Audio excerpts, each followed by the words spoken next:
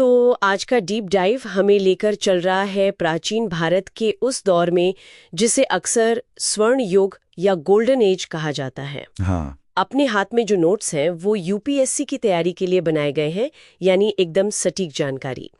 हमारा मिशन है इन नोट्स से ये समझना कि आखिर इस दौर में ऐसा क्या था जो इसे इतना महान बनाता है। बिल्कुल। और ये नोट सिर्फ उपलब्धियां नहीं गिनाते, ये हमें उन परतों को भी देखने में मदद करते हैं जो अक्सर स्वर्ण युग की चमक के पीछे छिपी रह जाती हैं। तो चलिए शुरू करते हैं।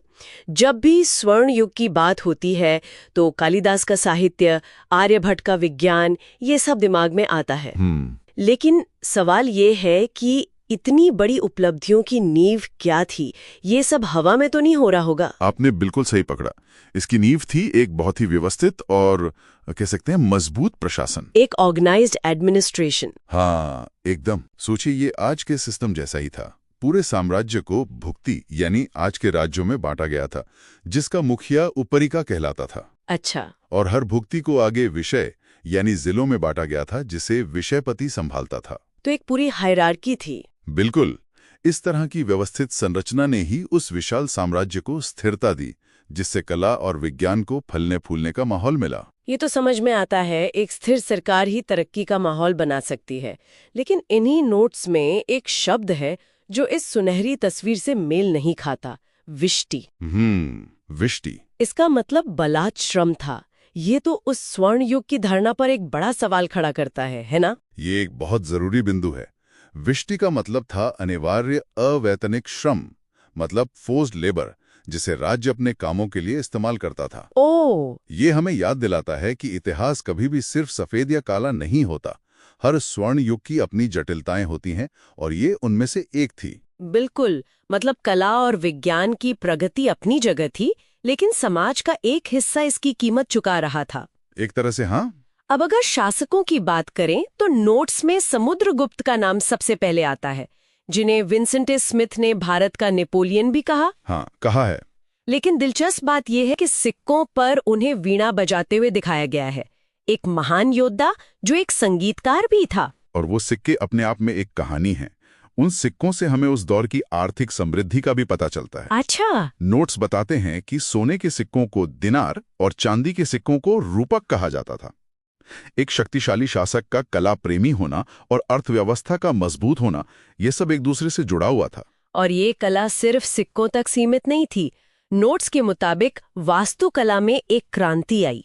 पहली बार पत्थर और ईंटों से ऊंचे चबूतरों पर मंदिर बनने लगे, जिनके ऊपर शिखर होता था। हाँ, शिखर होता था। हाँ, और कला का एक और बेहतरीन नमूना हमें अजंता की गुफाओं में मिलता है।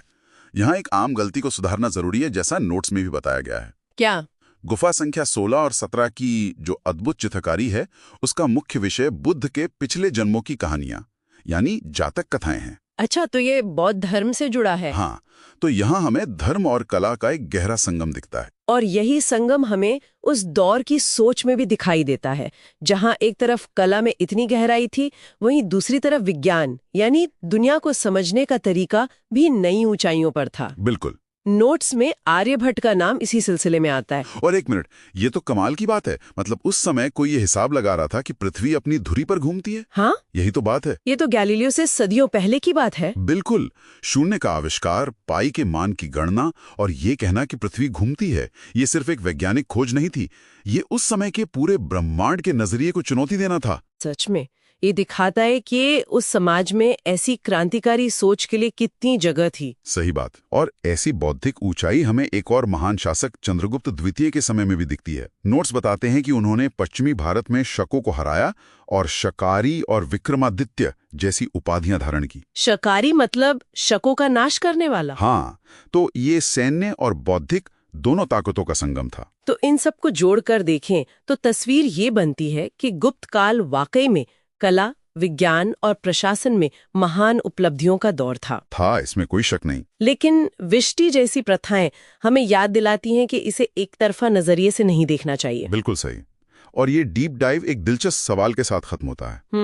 स्रोत में नागर शैली के मंदिरों की शुरुआत का जिक्र है, जिसमें शिखर एक अहम हिस्सा है। इससे एक सवाल उठता है जिस पर आगे सोचा जा सकता है।